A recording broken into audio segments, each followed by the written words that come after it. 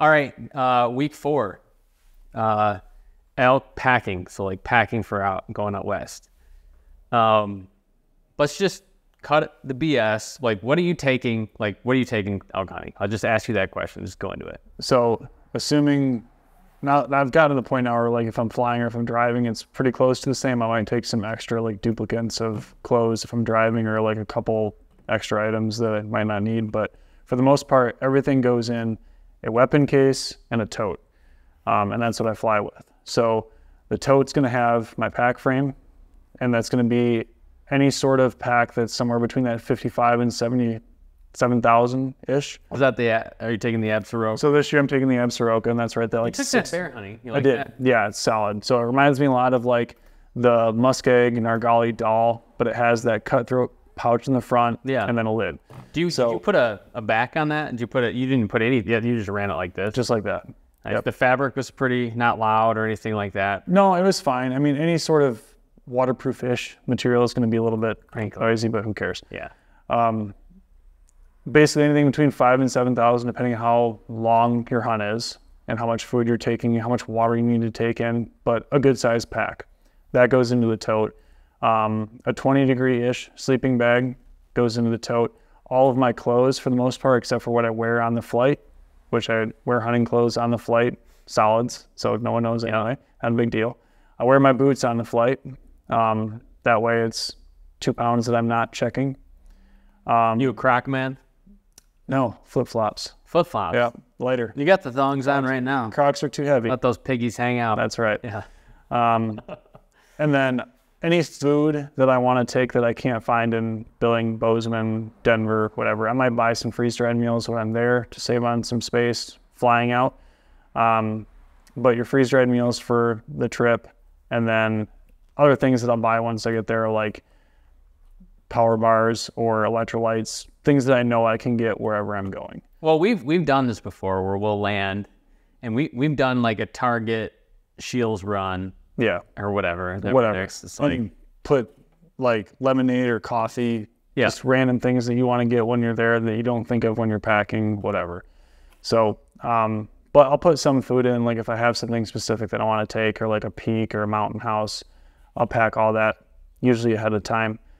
Then you have your tent, and depending on where you're going, it could be as simple as a tarp. It could be a 3-person, 4-season tent, depending on the time of year you're going. What's your like go-to? Like, what's your favorite kind of? 2-person, 3-season. Yeah. It's light enough, but I can just set it up, stake it down, be done with it. I do carry a tarp in case I do leave my base camp and I don't have like a super tarp or whatever it's called. A super tarp or a sawtooth or something like that if I don't want to come back to a base camp. Or I'll just run that. Like if I'm going to Colorado and I look at the forecast, I'm like, okay, I'm going to get a storm every night for an hour, whatever. I'll sleep in a tarp.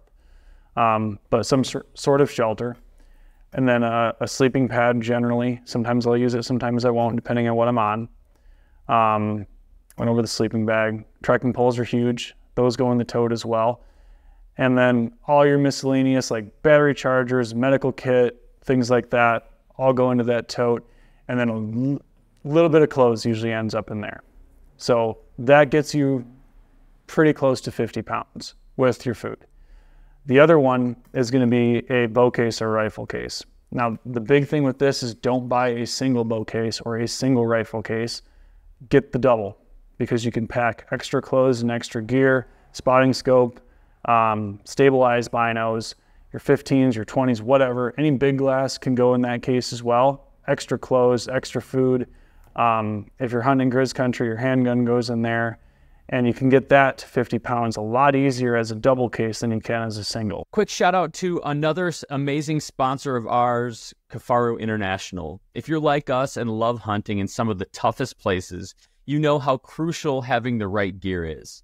Kifaru makes some of the toughest, most reliable backpacks and tents out there, and it's all made right here in America. Whether you're hunting in the backcountry or headed to your favorite deer stand, Kifaru has you covered. Keep your eyes out this year, especially as they're launching a ton of amazing new products like the new Arc frame that just came out. So next time you gear up for an adventure, make sure to check out Kifaru International. So because those come with multiple layers of foam. And some guys will cut out, I've got cutouts in mine. So you're taking those foam cutout parts out and kind of forming clothes around it. Yep. So use that as the buffer. I think I have an SKB case. It's old as dirt, but it's a double bow case that I have. It's in the basement. You're looking for it, but it's not here. I take that foam divider completely out. Yep. And then pack clothes in there in place of that divider because it's just. And it just holds your bow in place. Is that you had no problem with strings or anything? I've never had an issue. I'll put the bow cover, like cam and string cover, on because if I'm packing into an area and I know that I'm not actively hunting on that pack-in, like I have spots where I'm not going to see any elk sign for 5 miles, and I know that. So I'll put it on my backpack with the string cover on it and just trek and pull that. What string cover do you use? Random question.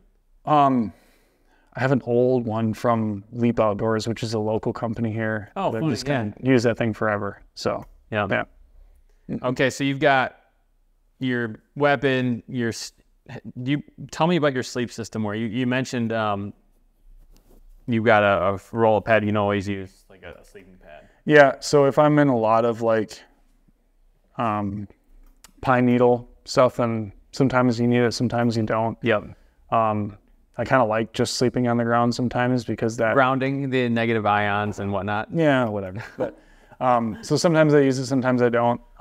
Just a little inflatable guy. Half the time it leaks, so they suck. They all suck. But that, and then I'll either take a little inflatable pillow, which most of those also suck. And I've gotten to the point where I just use pillow. If you bring a pillow, I would not have pegged you as a pillow guy. I used to, and now I don't as much anymore. I just basically take my puffy and fold it into its pocket, and that 2-0 puffy works really good for that because it literally zips into its own pocket, and use that as a pillow. But there's times where if it's super cold out, you want to wear your puffy, sometimes sleep in too. So I'll take rain gear and bound it up, sleep on that.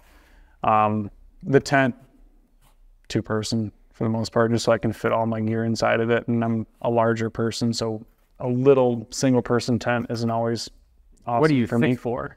Yeah. 6'4", yes. So having a little extra space. I like to take my bow and have that inside the tent too, because I did lose a string one time to a marmot chewing on it. Oh, really? Having it leaning outside. So the more protected you can keep your stuff while you sleep, the better. So yeah. I guess, this is all great and everything. I'm just wondering, where do you put your cans of wine when you're going the cans? The box of wine stays in the truck for once you pack it out. So you got to walk to it, because if you have it in the woods, there's too much temptation. Too much temptation to drink it in the mid. Yeah. And it's kind of like remembering your knife on a whitetail hunt locally. If you pack with the anticipation of celebration, you ain't gonna get it. I always leave my knife at home for that reason. Headlamps too. Yeah, I gotta grease one up in the dark. You don't have this luxury with elk hunting. You have to bring the knife and you have to bring the headlamp. But yeah, there is a ceremonial box of wine that waits in the truck. Good. And you started that. Yeah, it was. Nothing just says yay, like a can of wine. Little Cabernet. I will say, I'll add to that. I'll add my own to this. Every time I go out west, I'm not a chapped lips guy. I never wear chapstick, never get chapped lips. But when I go hunting, sometimes the worst part of my hunts is how bad my lips hurt. My lips hurt real bad. I know a bunch of guys that are like that, and Lexi gets like that too. I've never. It's awful. Had that problem. It's awful, and so I had one time where I was using Neosporin, like just to put something on them because it just hurt so bad. I don't know what that did. That couldn't have been good. But like I would add chapstick. I'm not a chapstick guy. Never wear it. Little things like that. Like if you cramp up and stuff too. Electrolytes. I mean, those are good to have regardless. But a little thing of ibuprofen or whatever. How many cans of dip do you bring? No, none, right? You're on. That was a trick question. Now none. But at the time it was, you plan for the week. You got to get your sleeve. You got to get one of those logs. The logs, yeah. Those were simpler times. But yeah, I went on a hunt with you where I think you lived on caffeine and nicotine for a couple days. I felt like I was better for it too. Yeah, that's true. Dialed in. I know. OnX is the title sponsor of our podcast here at the Fair Chase, and it's a must-have app for all of us who love to explore the outdoors. Whether you're hunting or hiking or fly fishing, OnX gives you detailed, accurate maps right at your fingertips. With property boundaries, topographical features, and trail data, you'll always know where you are and where you're headed. You'll also likely be able to figure out where that big buck is headed to. Plus, their offline maps mean you're covered even in the most remote locations. OnX is the ultimate tool for outdoor navigation, making every adventure safer and more enjoyable. Download OnX today and explore with confidence. What do people you find take that like is a waste? And this is a question we've had in this podcast before, where it's like our question would be, we'd have a guest on and we'd end with like, what's the most useless thing you would always bring in your pack? But like, what are you seeing people bring they think they need or whatever, and it's just like a waste of space? My first elk hunt, my pack was 74 pounds. Like it was 74 pounds, and it was changes of clothes that did me. How many undies do you bring? One. Yeah. One the whole time? One. Do you bring wet one wipe? change. Yeah. You do the wet wipe thing or the dude wipes. Yeah. And then how many packs of those do you bring? One pack. How many are in there? Not a lot. 30. Okay. Something like that. You clean off in a creek or something, or cattle tanks where I hunt. But cattle tanks, you just wipe your... Just jump right in there and wipe down quick and go on your way. But yeah, one change of underwear, one change of socks, and then you rinse them off in a creek, and then you tie them up somewhere where it's sunny. It's merino, so it breathes out, and it's fine the next day. So wait, you have 2 pairs of socks total? One on my feet, one on my one pack. Extra. Same with underwear, one on my person, one on my pack. Okay.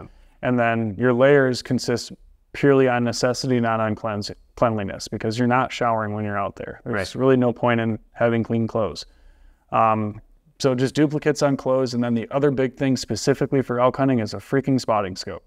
If this is your first time, you're not counting inches of antlers. Like, are you going to pass up that bull if you've never killed an elk before and look for one that's I'll not pass 285? Killed a bunch of bulls. Regardless. But the point is, like, you don't need a spotting scope to see a 700-pound elk with Christmas trees growing out of his head. Like, they're not hard to see. A spotting scope is doing nothing for you unless you're trying to, like, if you have a benchmark, like, I'm only shooting a 350 and I need to look at this thing. Or you're hunting, like, wide open sage flat country, which for the most part isn't a lot of elk country that's general. So a spotting scope during elk season, I would almost always say leave it in the truck or leave it at home. I mean, we talked about this prior to this episode, but like we could spend 5 episodes talking about all the things and nuances of gear. Yeah. And, we love to spend time debating about that. But one we haven't mentioned is stoves. What's your stove plan? How do you heat stuff up? I've had the same stove since I've started, and we have no affiliation with MSR whatsoever, but the reactor is the perfect stove. Yeah. I have that, and then I have the wind burner, just as a little bit smaller one. And both of those the reactor is literally bomb-proof. And you like the reactor because it hooks on. It's just one thing. That's it's the wind. Big though. That's the wind burner. So the wind burner hooks on, and it has that little sleeve on the outside, so you can drink your coffee right out of it. The reactor is simply a burner, and it is like, mine is dented and stained and looks like shit, but it is flawless. Yeah. It has never left me hanging. Yeah.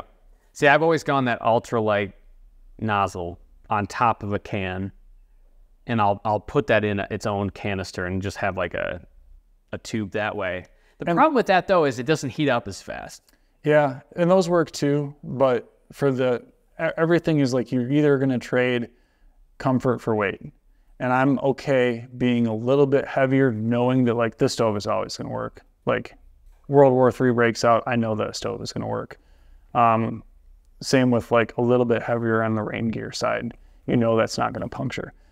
You have to pay one direction or the other. Either the lightweight ferry gets paid or the comfort ferry gets paid, and it's usually not both. Yeah. So, all right, last question.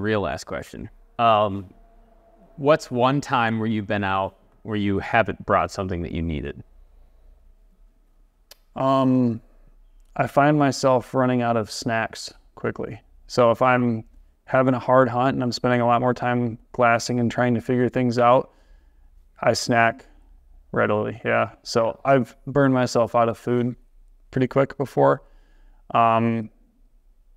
I don't know. To be honest with you, for the most part, I felt like I've overpacked and created more headache for myself that way than lacking. This episode is also brought to you by 2O Gear, innovators in technical hunting clothing.